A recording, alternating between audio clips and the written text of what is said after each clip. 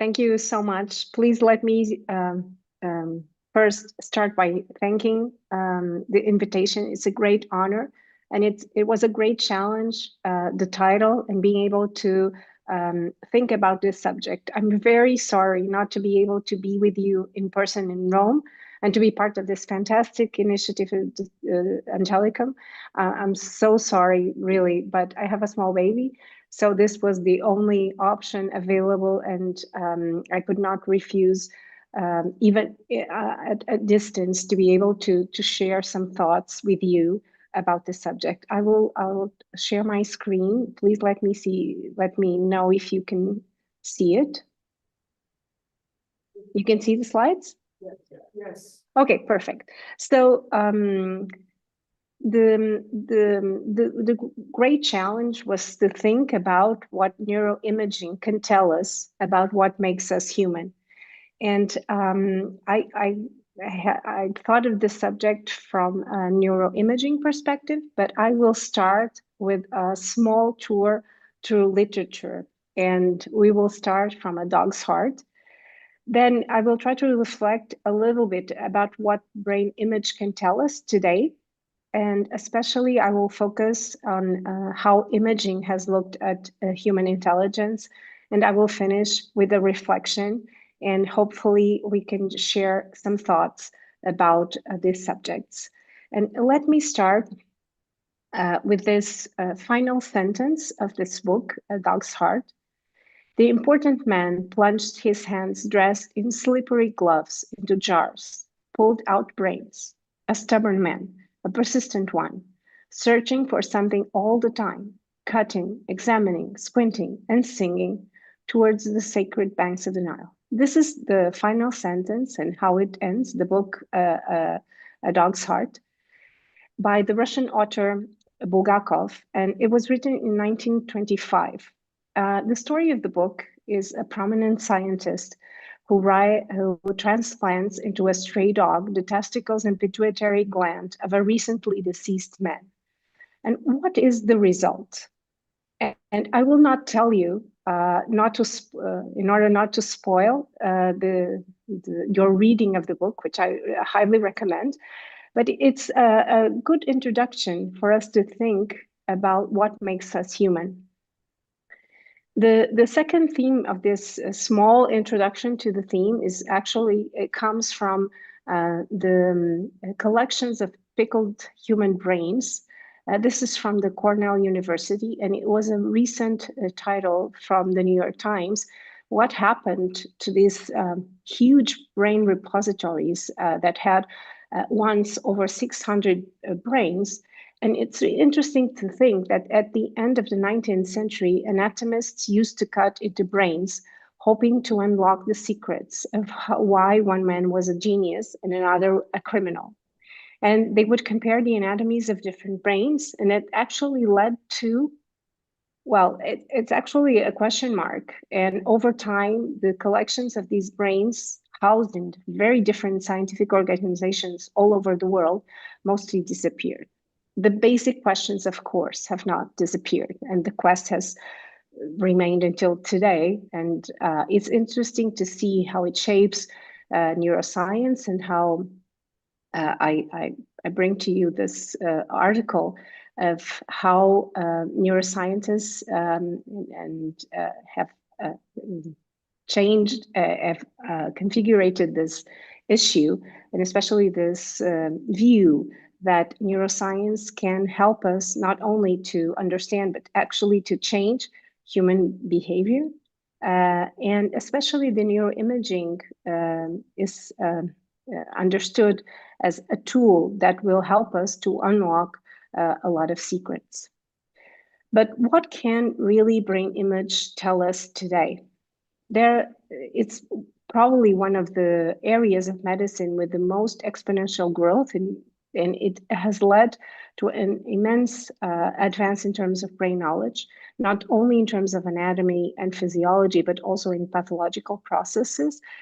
And functional studies has helped us to understand non-disease related issues, attempting to explain human beings, human behavior, and culture through brain imaging and its function. And we have witnessed a growing understanding of the functions of the brain in numerous areas.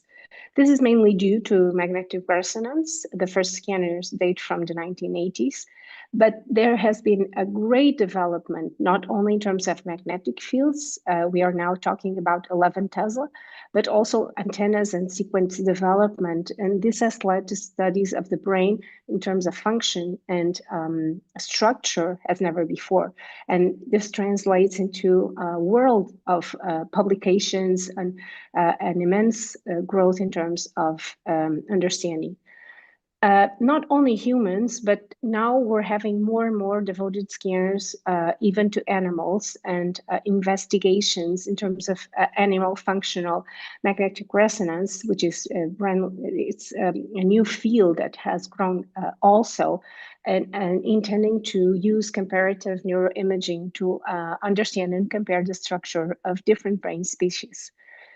This exponential growth has been not only in structure, but also in terms of diffusion, especially helping us to understand the white matter, but the main area of functional MRI and connectivity studies.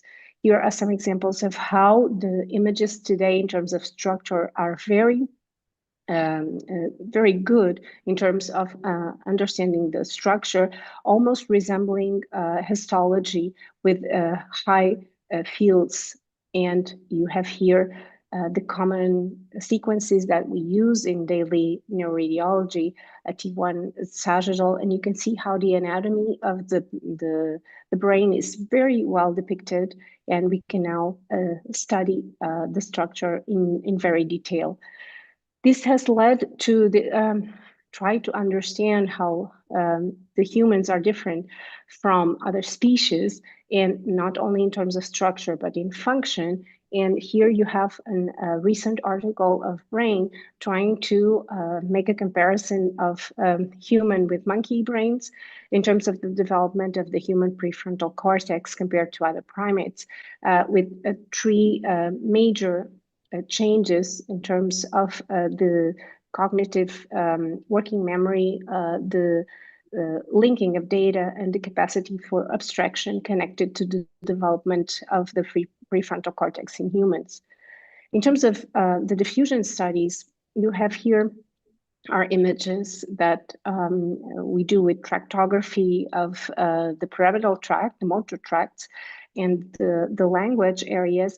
And also in terms of comparison anatomy, that there has been a great number of studies, and you have here one article that compares the human arcuate fasciculus with, for example, the macaque, and you can see the difference between the two and how it developed in humans.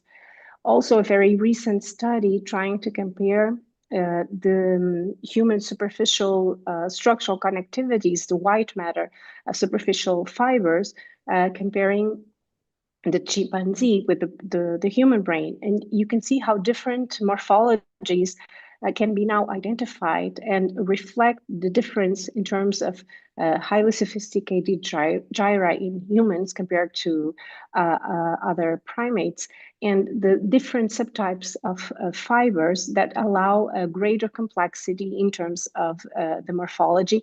And you can see here in detail the difference between the fibers, and the more complex connectivity of the human brain that can now be identified in imaging. This is not only possible in adults, but also fetal MRI has allowed us to study the anatomy, the structure, and you can see here tractography done in fetal brains. And this allows a very important study also in terms of development of the central nervous system. But the functional MRI has been the more developed technique in terms of neurosciences, allowing not only task-related and investigation of activity patterns, but also the spontaneous activity using resting state, and then also the connectivity structure, the connectivity studies allowing the identification of networks that have allowed a greater understanding of the function of the brain. We have now a lot of studies done in terms of the organization of the human brain in terms of task-defined systems. And we can now identify these networks and study this and understand the different areas and components of the brain that allow us to study not only in terms of group, but more and more being able to detect individual variability, not only of structure, but also of function. And you can see here on this article, if you compare the group with the individual, you can see how the individual has a different pattern compared to the group, that maybe it will be responsible for the individual variability of certain characteristics. And this has opened, I think, a very interesting area of studies. I will focus now on intelligence and how neuroimaging has actually looked at human intelligence. It has been considered as a broad spectrum, and imaging has looked at it in all this sort of a combination of mental skills: perception, memory, attention, language, problem solving, decision making, and creativity, etc. And neuroimaging has focused on, I think, four main areas, not only looking at structural in terms of brain anatomy, but also functional MRI, brain networks, and neuroplasticity, which is now a very important area of study also. In terms of brain anatomy, these four areas are probably the most relevant in terms of investigation: brain volume, gray and white matter, and then the neurodevelopment.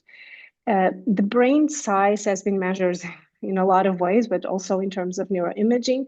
And it's always tempting to correlate it with intelligence tests. And you can see a lot of publication on this, mainly correlating the brain size with intelligence coefficients. And you can see there's a great number of publications addressing this issue, but also comparing sex differences. And it's interesting to see that there are substantially different sex different in terms of brain size, but very small or no differences in terms of intelligence. So probably there's something more here. And the question is, does it brain size really matter? And there's an interesting comparison study in terms of size with the human brain and then the elephant. And probably the brain size is not the most important characteristic. Neural connections are more important. And especially there seems to be a positive correlation with regional differences in certain areas that are more strongly associated with intelligence tests. Gray matter and specific studies looking at some areas, particularly the prefrontal cortex and the parietal lobes, have been used to predict intelligence scores in tests, and also looking at differences in sex. For example, finding larger gray matter volumes in men in motor areas and in women in prefrontal areas, and also looking at, in terms of structure, to the white matter in terms of the anatomy, for example, of language and motor systems. And this has been tried to correlate with attention, memory, or cognitive efficiency, trying to find neural foundation for general intelligence. Neurodevelopment has been also an area that has grown a lot, and scientists have tried to correlate imaging with certain findings in terms of the evolution through adolescence and then young age. And there seems to be a peak of gray matter volume in adolescent and then a decline in aging, and also in prefrontal cortex and hippocampus.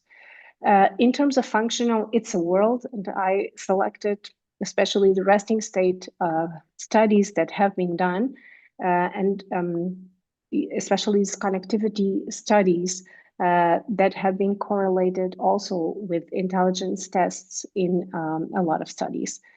Finally, in terms of brain networks, again, some studies looking at the association of intelligence with these findings in terms of networks, trying to even construct connectome-based predictive modeling that will allow some sort of prediction in terms of the results in intelligence tests. These tests have been connected in terms of functional activities in certain areas that have allowed not only general group, but also individual correlations in terms of intelligence tests. Neuroplasticity is now a very important area, not only of research, but also in terms of technological application, looking at cognitive reserve, but also learning and seeing how learning will change the organization and it will generate new connections.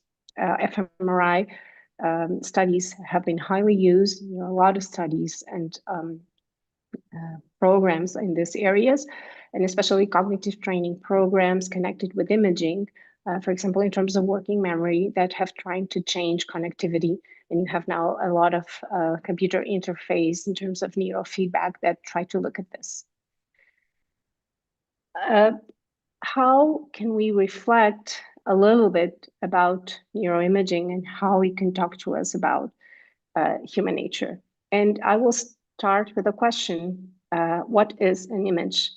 And whenever we see this highly colorful pictures, I think we have to keep this always in mind. And I show you these 4 sentences.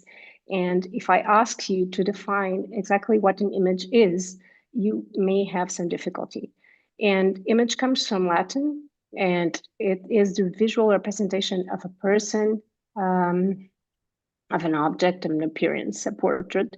And in ancient Greek, eidos, that is something that appears, that manifests itself, and it is the etymological root of the term idea, the essence of real objects. I will not go into the philosophical background of this, but it's a very interesting topic for us to think about what an image is. And I do not resist showing you something that I always show my fellows and residents, that they do not forget this image, that this is not a pipe, this is the image of a pipe, and that we must not forget that we're dealing with images, and images are data, statistics, and should be treated as such.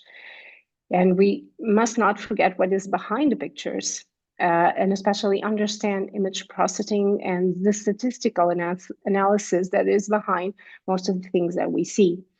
I bring to you just a very resumed background of fMRI in terms of processing, and you can see how many steps are behind the image, that a very colorful image that we see. In terms of statistical analysis, I would just like to highlight that whenever we do a comparison between groups, the images that we're seeing are actually a statistical test, a statistical map that shows the voxels in the brain that refute the hypothesis. And we're looking at statistics. And just an example to see how important this is, look at different images. It's the same experiment, we just changed the p-value. And you see the difference in terms of what will appear as activation, this colorful area that would change dramatically just by changing the p-value, and is something that we need to consider. And especially when we're dealing with fMRI, we need to understand exactly what we're seeing. And I think there are 4 points that are important whenever you are addressing such a study: the neurophysiological interpretation, the methodological aspects, the data analysis, and the concepts and imaging. And I will just briefly touch on these 4 issues. Whenever we're looking at an activated area, sometimes we're tempted to think that we're looking at neuronal activity, and it's actually not exactly the case. And especially, we need to consider the active and inactive areas, what they mean. Since all the brain can be involved just in a simple task, what exactly are we looking for when we see those activated areas? MRI data acquisition capabilities have increased immensely. It's one of those areas where our ability in terms of computation, statistical analysis has improved immensely, and we need to revisit this subtract and functional connections between the images, which is something that we need to keep in mind. Data analysis, of course, the statistical analysis, and just an anecdote in terms of this publication, I think it's something that shows how important this all is. This team purchased that salmon and actually asked it to show the salmon photographs of people, and the salmon had to guess what people were feeling, and a tiny area was actually found in the brain, and chance alone caused some results to be statistically significant, and it's something that we need to keep in mind. fMRI reveals correlations and not exactly causal necessity. This can only be demonstrated by manipulating the function of the brain, and also reverse inference is something that we need to be aware of, because there's rarely one-to-one correspondence with the activation, since most brain regions are activated in different contexts. In terms of concepts, how can we measure them? And this, when we're dealing with fMRI in certain fields, it's very important. If we start with a conceptual definition, how can we get it? How can we use it then in a test? And how can we reach a definition of something that is consensual then to be applied in a study? The second is we need to operationalize the concept. And for example, in intelligence, the IQ, but I think it's obvious for everyone that the IQ results are not equal to intelligence. So there's that to keep in mind. And then we need to test the definition, give the IQ test to several people, and then compare it. And then again, we come to redefining the concept again to see if it was correct. And sometimes there's the circuit between the conceptual definition and then the redefinition, again, by using these studies.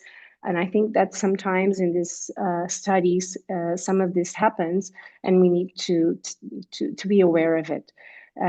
Concepts and reality and how divergent they can be, it's something that we need to be aware of in terms of this modern neurosciences, and how sometimes using the scans to tell us something about behavior will fit into this circuit.